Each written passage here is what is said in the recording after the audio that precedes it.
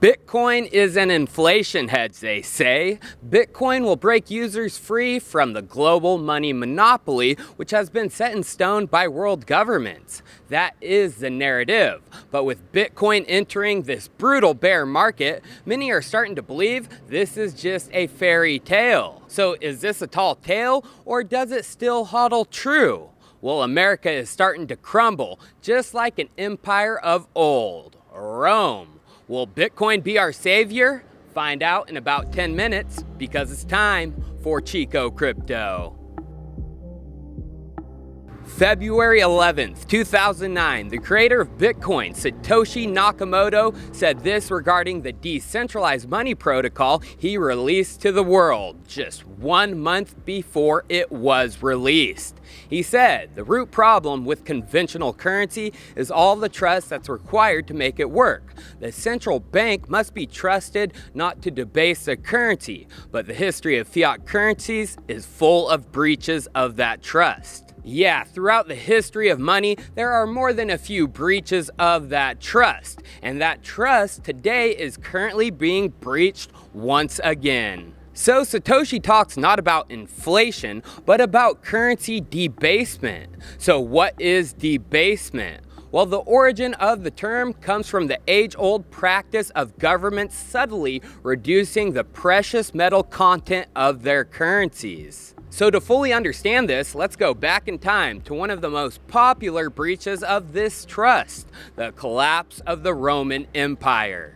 At the turn of the 2nd century, the Roman Empire controlled all of Western Europe, parts of North Africa, and the Middle East. Some estimate up to 65 to 100 million people lived under Roman rule, with 55 to 65 million as the most accepted range, which at the time was approximately 20% of the world population. Rome was the gold standard by which most other societies were judged. The Romans brought to the world running water, concrete, and complex systems of roads, also a republican government, and organized sports. In terms of longevity, few societies can beat Rome, as the Roman Republic began in 509 BC and continued for nearly 500 years before the transitioning into the Roman Empire, which saw its last Western emperor abandon his throne in AD 479. So what happened? Why did the empire collapse?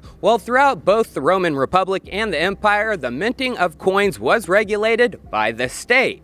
Monetary denominations, as well as the purity level of the coins, were tightly controlled, just as the production of currency is today in most countries. The primary difference between Roman currency and that of today is that Roman coins were literally worth their weight in silver, gold, bronze, or copper. But that standard of worth its weight didn't last forever. Rome started to debase their currency around AD 200.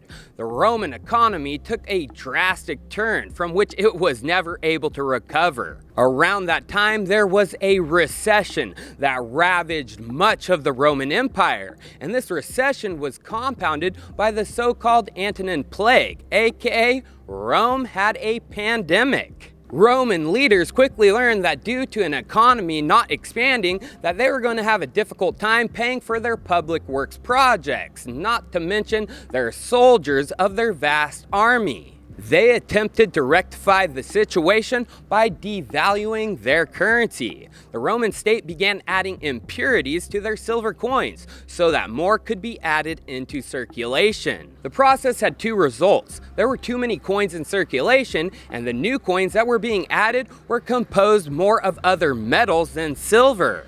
It is estimated that the inflation rate reached an astronomical rate of 15,000% between AD 200 and AD 300. Inflation killed Rome, and this was due to three main things: an explosive economy that couldn't sustain the growth, aka entering a recession, a pandemic that slowed the growth, and then the debasing of their currency to try and fix everything. Now, doesn't this sound very similar to what we are experiencing today? Economies across the globe had explosive growth over the past 60 years, especially after the gold standard was dropped in the 70s, meaning there isn't anything backing our currencies anymore. Looking at US GDP from 2010 to 2020, it grew from $14 trillion all the way up to $22 trillion in just 10 years.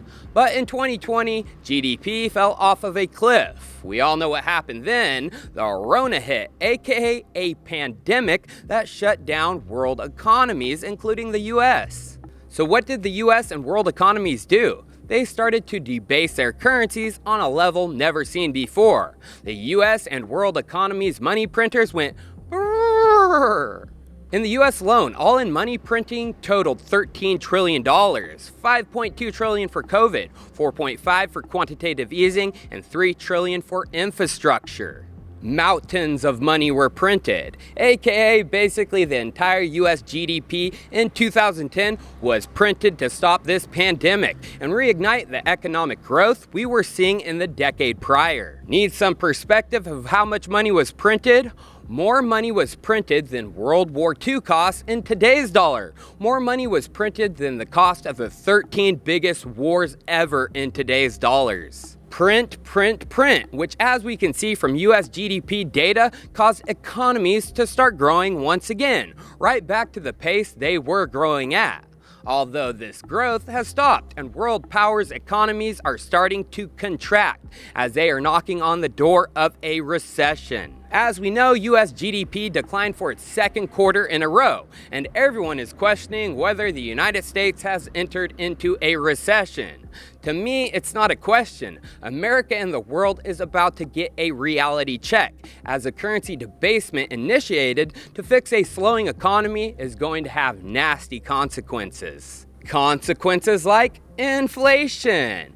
Today, there are 69 countries in this world with over 10% inflation, which represents 2 billion of the 7.7 billion people who inhabit this earth. With some countries with over 100% like Sudan and Venezuela. Shoot, even some have over 200% like Lebanon and Zimbabwe. And if you didn't know, 80% of countries in the world have an inflation rate of over 6%. The first time in nearly 40 years. The last time the world looked like this was in the 1980s. So what's going on with the US and inflation? Well, we are getting pretty close to that 10% level. As of June, inflation had hit a record high of 9.1%. But you should know our governments are tinkering around with how inflation is calculated to make it look better to the public, as the public would be outraged if they knew real inflation. So what is the real inflation rate here in the United States? Well, as much as I don't like him, Peter Schiff explains it very well. He tweeted, "What if instead of talking about 9.1% inflation, the media acknowledged the true rate of inflation of about 18%? American workers are experiencing unprecedented declines in their real incomes, which is why record numbers have been forced to work multiple jobs to make ends meet." Real inflation above 18%? Well, he is correct. There's a website called Shadow Government Statistics, and it calculates real inflation the way it used to be calculated. If you didn't know, there were changes in the ways inflation was calculated in 1980, and then once again in 1990 by US governments. This calculation here sticks to these ways and calculates inflation as a measure of cost of living, the way it should be calculated. Now, as we can see from the graphs, according to both 1980 and 1990 calculations, inflation today is about at that 18% level. 18% inflation would put us higher than the 1970s crisis and oil shocks. It would put us almost as high as post-World War II. Now here is an interesting chart. The purity of Roman currency, aka how debasement progressed over time. Now let's just compare it with the US dollar purchasing power chart due to government's inflationary policies. Don't these charts look very, very similar? Roman currency lost its purchasing power due to the purity being decreased over time, which let the government create more, and the US dollar is losing its purchasing power as the governments today print, and print some more unchecked. Now, the beauty of Bitcoin. Inflation is known and it's mathematically controlled. Inflation with Bitcoin started out high, but has been dropping and dropping continuously as time goes on. current Bitcoin inflation is just over 1.6%. Remember, with every Bitcoin halving, the supply of Bitcoin gets cut in half, which means the inflation rate does too. That means when the next Bitcoin halving comes in April of 2024, BTC's inflation rate will drop to less than 1% and eventually go to zero. So who are you going to trust? World governments or Satoshi's math? Well, I'm not going to be like the Roman citizens. I'm sticking with Satoshi, which unfortunately they didn't have back then. Cheers, viewers. I'll see you next time.